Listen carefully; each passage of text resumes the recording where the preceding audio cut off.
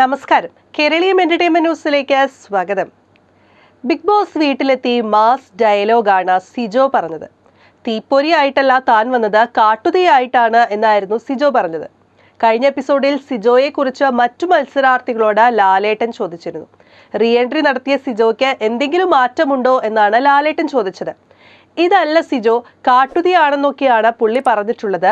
അതുതന്നെയാണ് സിജോ, പക്ഷേ ആ കാട്ടുതീ ഇതുവരെ കാണിച്ചിട്ടില്ല.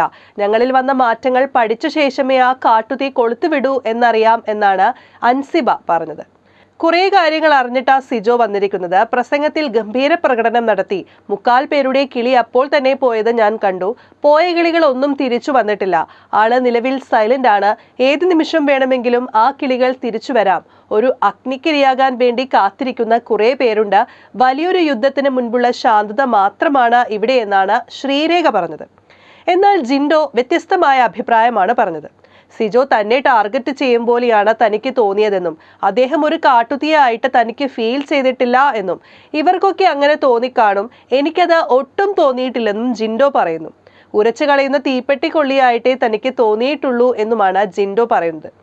ഏതാനും ദിവസം മുൻപാണ് സിജോ ബിഗ് ബോസ് ഹൗസിലേക്ക് തിരിച്ചെത്തിയത്. എന്നാൽ ഇതുവരെ ശ്രദ്ധേയമായ ഇടപെടലുകൾ ഒന്നും തന്നെ സിജോ കാഴ്ചവെച്ചിട്ടുമില്ല.